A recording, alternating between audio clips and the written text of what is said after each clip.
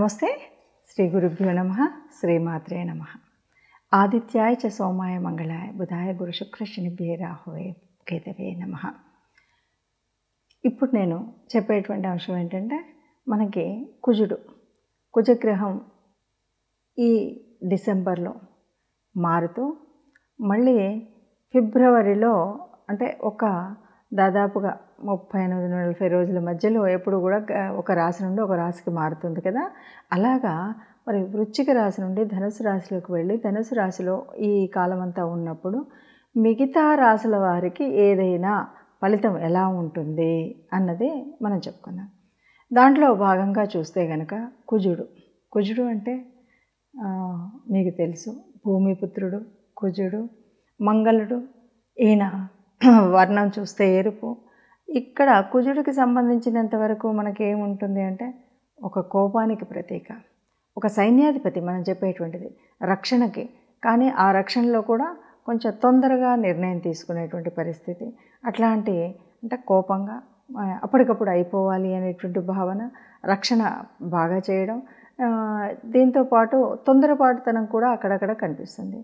ఇలా కుజుడి యొక్క లక్షణాలు ఇలా ఉన్నప్పుడు ఆ కుజుడు ఒక రాశిలో ఉంటే మిగతా రాశుల మీద ఎలాంటి ప్రభావం ఎప్పుడు ఎలా ఉంటుందంటే, ఒక్కొక్క భావం మారుతూ ఉన్నప్పుడు మనకి భావ లక్షణాలు తెలుసు కనుక మనకు ఆ భావాన్ని బట్టి మనకు తెలుస్తూ ఉంటుంది. కాబట్టి కుజ గ్రహం ఉన్నటువంటి ఈ ధనుసు రాశిలోకి మారుతూ ఉన్నటువంటి సమయంలో ధనుసు రాశిలో ఉన్నంతకాలం మిగతా రాశుల మీద కుజుడి యొక్క ప్రభావం ఎలా ఉంటుంది అన్న విషయాన్ని చూద్దాం. కుజ సంచారం వల్ల మేషరాశి వారికి ఎలా ఉంటుందో చూద్దాం. మేషరాశి వారికి కనుక చూస్తే, మేషరాశి నుండి 9వ భావంలో కుజుడున్నాడు. 9వ భావము అంటే ఇది పూర్వపుణ్య స్థానము. ఇక్కడ మనకి మన పూర్వము ఉన్నటువంటి మంచి చెడుల వల్ల, అంటే మనం గత జన్మలో చేసుకున్నటువంటి పుణ్యఫలం వల్ల ఇక్కడ కనిపిస్తుంది. అప్పుడు చేసుకున్న పుణ్యం వల్ల ఇక్కడ గ్రహాల స్థితి అనేటువంటిది కనిపిస్తుంది.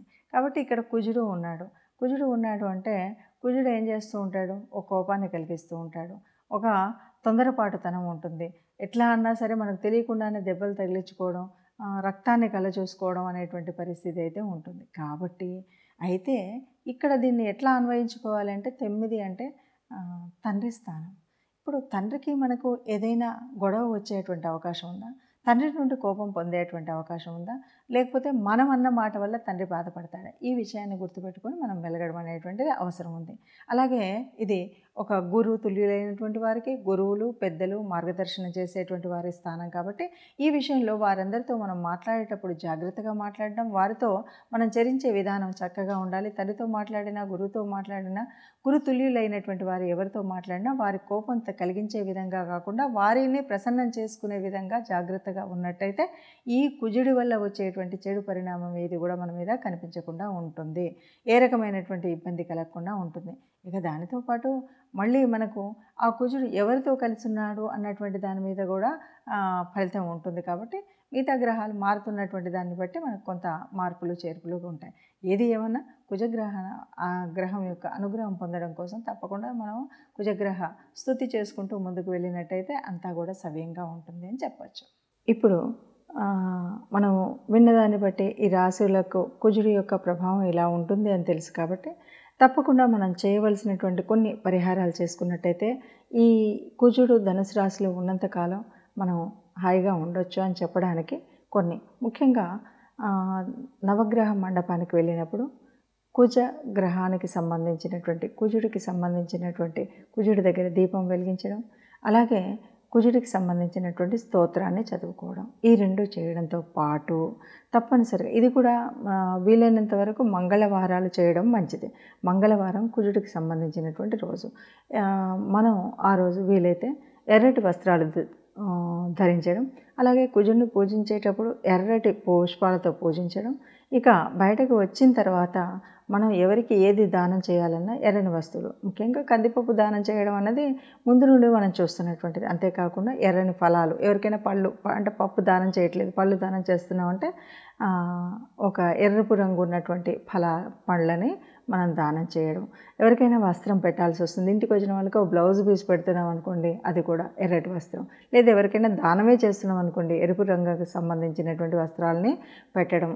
వీటితో పాటు గోశాలకు వెళ్ళడం, గోశాలలో మనం గోమాత సేవ చేయడం కాకుండా గోమాతకి గ్రాసాన్ని అందించడం అనేటువంటివి కనుక చేసినట్టయితే మనకి ఈ దోషాలన్నీ పోతాయి. ఇవేవి నా వల్ల కాదు అనుకుంటే కనీసం మంగళవారం సుబ్రహ్మణ్య స్వామి దగ్గరికి వెళ్ళి సుబ్రహ్మణ్య స్వామి ఆరాధన లేకపోతే అభిషేకం చేసుకున్నట్టయితే, లేదా సుబ్రహ్మణ్య స్వామికి స్తోత్రం చదవడం, లేకపోతే ఆయనకు సంబంధించినటువంటి దేవాలయానికి వెళ్ళి మీకు ఏ స్తోత్రం ఏది రాదు అంటే నమస్కారం చేస్తే ఆ కుజుడి వల్ల వచ్చేటువంటి ఏదైనా చెడు ఉంటే, ఆ దోషం ఉంటే ఆ దోషం తొలగిపోయి మనకు ఈ 40 రోజులలో ఎలాంటి చెడు జరగకుండా ఉంటుంది.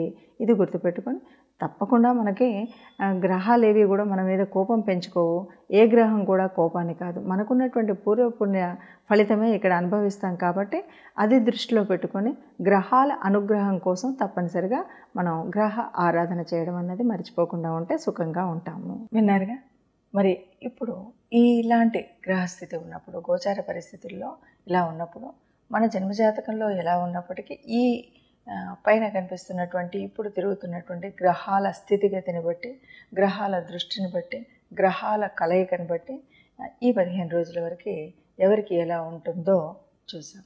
అంటే దీన్ని పూర్తిగా ఇలాగే మాకు జరుగుతుంది అనేటువంటి భావన కాకుండా, మనకు జన్మజాతకంలో ఉన్నటువంటి గ్రహాల యొక్క స్థితి ఎలా ఉంటే దానికి అనుగుణంగా దీన్ని కొంత మనం తీసుకుంటూ ఉంటాం.